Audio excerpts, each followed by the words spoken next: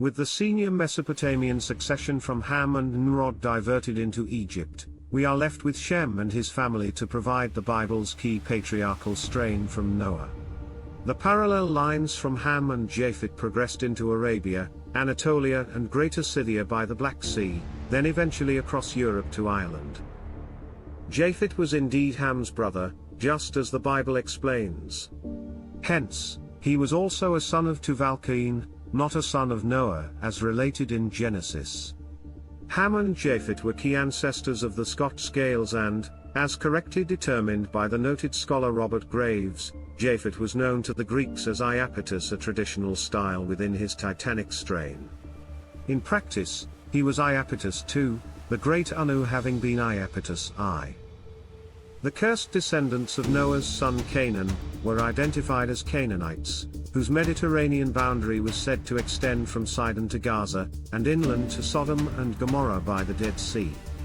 These cities were ultimately destroyed by Enlil-Jehovah, and the Canaanites were generally perceived as enemies of the Hebrews who emerged in the line from Shem.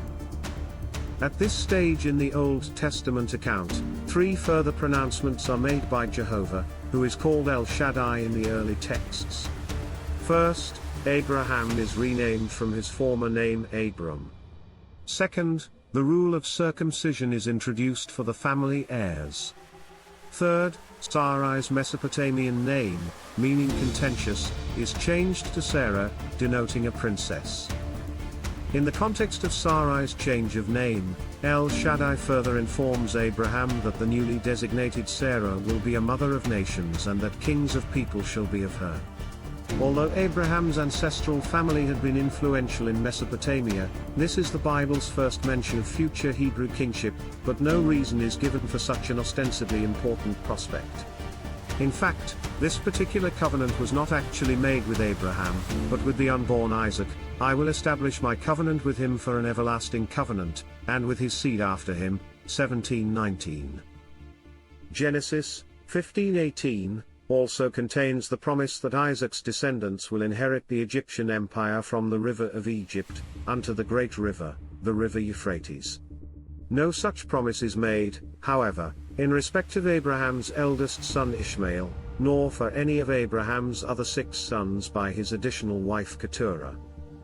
Abraham was somewhat bewildered by this and asked about Ishmael's prospects, to which El Shaddai replied that he would make him fruitful, but my covenant will I establish with Isaac.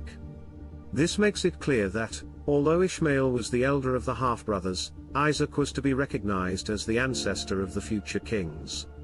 Why, then, did Abraham later concede to slay Isaac with a knife upon the altar at Moriah? And why, when putting a stop to the slaying, did the angel refer to Isaac as Abraham's only son, when we know that he had previously fathered Ishmael?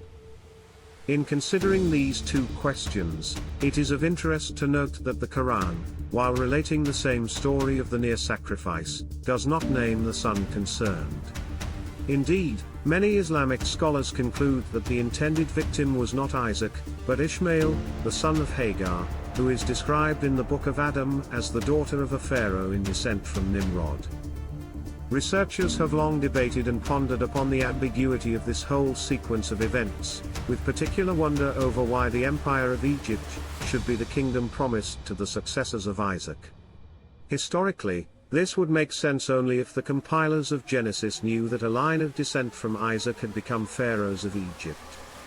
Also, another anomaly which has long baffled historians is the introduction of circumcision at this particularly early stage of the Hebrew saga.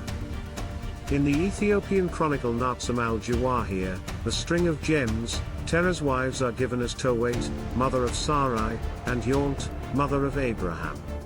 Tohwait is also recorded in the Syriac Marath Gaze as Nahariath, who is to be identified with Nfritar-Tunan, the former wife of Pharaoh Amenemhet I. Her son by this marriage was the succeeding Pharaoh Sensuret I, the very pharaoh who claimed Sarai for his wife.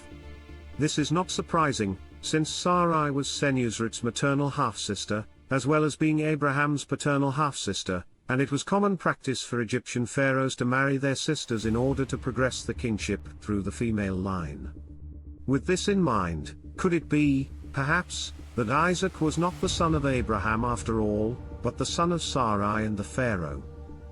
If Isaac was the son of Pharaoh Sensuret, then the seemingly enigmatic details of the covenant would fall very neatly into place. We could then readily understand Sarai's change of name to Sarah, princess. Similarly, the introduction of the Egyptian custom of circumcision would make sense, as would the prospect of future dynastic kingship in the Egyptian domain. It would even explain the relevance of the mysterious birthright that was eventually sold by Isaac's son Esau to his brother Jacob.